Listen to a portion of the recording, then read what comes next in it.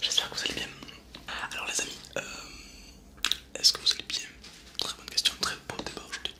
Aujourd'hui nous avons un débat un peu particulier. Et oui, débat sur les relations sexuelles. Waouh.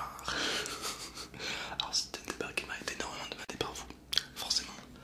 Donc voilà, je tâche d'y répondre. En fait, de faire le débat quoi. Alors, tout d'abord, qu'est-ce qu'une relation sexuelle? D'abord, pour ceux qui ne connaissent pas, c'est la même. Ah ben, c'est tout simplement un garçon et une fille qui s'aiment et qui vont faire des petits trucs. L'amour quoi. Voilà. Tout simplement. Et donc, voilà. Et là, il y a un débat qui va rentrer en jeu très intéressant, puisqu'il y en a qui vont dire ouais, à quel âge par exemple on devrait le faire? À quel âge? Si tu aurais un enfant, imagine toi t'as un enfant, à quel âge tu voudrais qu'il fasse? Ça déjà c'est pas pareil. Attends toi, et imagine que tu as un enfant, à quel âge tu voudrais qu'il fasse? Etc. Les dangers qu'il y a, etc. etc. Alors d'abord je vais répondre personnellement, d'abord c'est une question personnelle. Pour moi déjà il y a un stéréotype dans le sens où on dit ouais si tu l'as pas, en vrai c'est quand t'es ado, ouais quand tu l'as pas fait c'est la honte. Non, personnellement ne te force pas. Si tu te sens pas prêt ou autre, ne te force pas. Tu le feras le moment où tu en as envie. C'est une envie. Faire l'amour c'est un plaisir, c'est avoir une envie. C'est pas être obligé parce que tes potes l'ont fait et pas toi, d'accord? Ça se trouve ils l'ont même pas fait, c'est du mytho, tu vois, tu ne sais pas. Par exemple. Euh, donc voilà, ça c'est un premier point déjà. Moi je sais qu'à l'époque je l'ai fait, ma première fois c'était à 16 ans. Voilà. Je pense que ouais, 17, 18, 16, 17, 18 ans je crois, je pense que c'est l'âge. Ben voilà.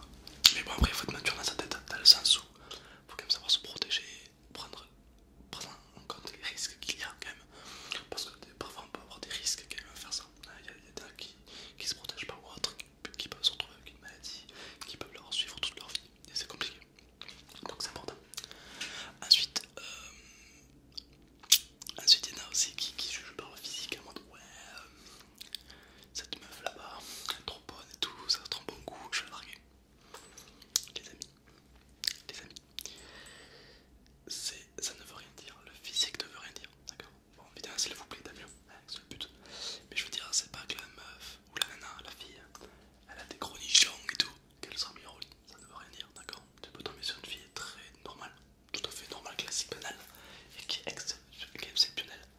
Tout comme tu peux tomber sur une fille qui a des formes et ce que tu veux comme tu aimes, mais qui soit nulle au lit, ça ne veut rien dire.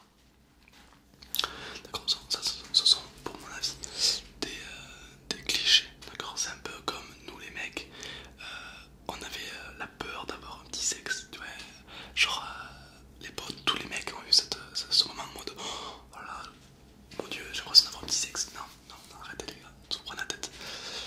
Moi je parle de ça, bon, moi j'ai jamais eu ce problème, pour être honnête, je me suis toujours foutu, je me suis jamais vraiment posé la question. Je me suis. Le collier fait du bruit. Je me suis jamais vraiment posé la question, d'accord? Mais j'ai eu des amis qui leur adolescence, ils l'ont mal vécu à cause de ça.